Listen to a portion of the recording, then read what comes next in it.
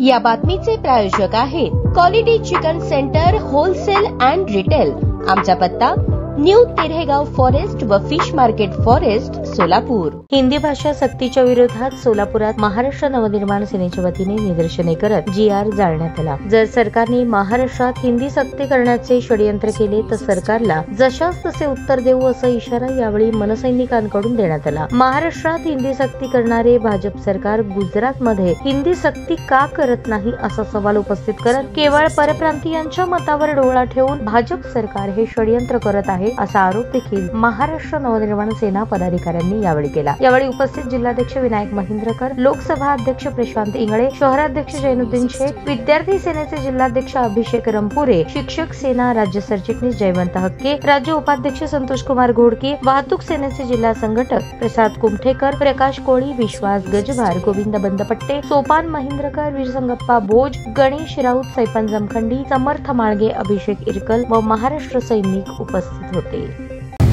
हे महाराष्ट्रद्रोही आहेत, कारण न्यू NEPच्या नावाखाली हिंदी सक्ती करण्याचा जो केंद्र सरकारने एक आदेश काढला, ज्या केंद्र सरकारने आदेश काढला त्याचे पंतप्रधान गुजरातचे आहेत, गृहमंत्री गुजरातचे आहेत, त्यांच्या राज्यामध्ये हिंदीचा विषय नाही आहे, तिथं NEP लागू नाही।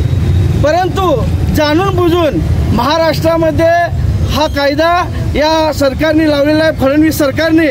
मला एवढंच या अनुषंगाने सांगायचं आहे या सरकारला की आपण महाराष्ट्राचं मराठी माणसाचं सरकार म्हणता, महाराष्ट्राचं वर प्रेम करणारं सरकार म्हणता। छत्रपती शिवाजी महाराजांनी ज्या मराठी भाषेसाठी, जी भाषा संस्कृती टिकवण्यासाठी मुघलांसंगत ज्यावेळी मुघलांचं आक्रमण या महाराष्ट्रावर होतं, त्यांची फारसी किंवा अरबी भाषा सुद्धा त्यांनी इथं उभी राहू दिली नाही। मराठी संस्कृती, मराठी भाषा टिकवण्यासाठी त्यांनी प्रयत्न केला। ती भाषा तुम्ही त्या भाषेवर वळवंटा फिरवण्यासाठी जाणून बुजून हिंदीची सक्ती करत आहात। आज जी तुम्ही GR काढलात, या GR मध्ये सांगितलं की हिंदी ही सर्वसाधारण केली, अनिवार्य नाही। परंतु मला एवढंच सांगायचं आहे की आपण हिंदीचा पुरस्कार करता आणि मराठीचा तिरस्कार का करता?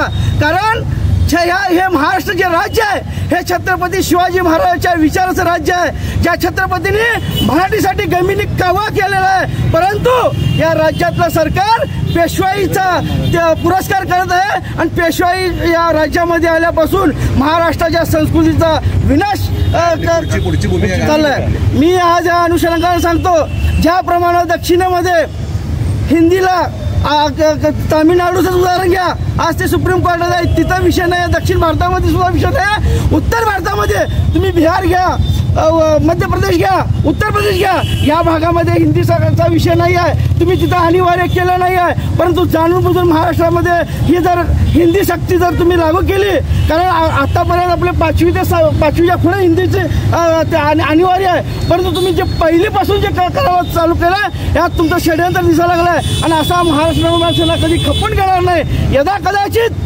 यदा कदाचित आपण जाणून बुजून नुसता तिसरा पाय जर काढत असेल, हिंदी अनिवार्य आहे, तिसरी भाषा ही भाषा जर म्हणून जर नाटक करत असाल, तर हिंदी जर इथं पुस्तकं जर या सोलापूर जिल्ह्यामध्ये आली तर आम्ही तुम्हाला एक वेळा सांगतो की ज्या ज्या शाळेमध्ये हिंदीचा सक्ती केली जाईल त्या शाळेतल्या मुख्याध्यापकाला सन्माननीय राजसाहेबांनी सांगितलेलं आम्हाला हात जोडून उद्या निवेदन द्यायला।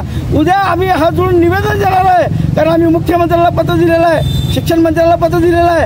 आज राजसाहेबांनी मुख्याध्यापकाला सुद्धा सांगितलेलं आहे। आमचं 2 वेळा हात जोडून झालेला आहे। मी येथील सर्व मुख्याध्यापकाला माझी विनंती आहे की आपण या महाराष्ट्राच्या मातीची, महाराष्ट्राच्या संस्कृतीची, महाराष्ट्राच्या भाषेचा विचार करा।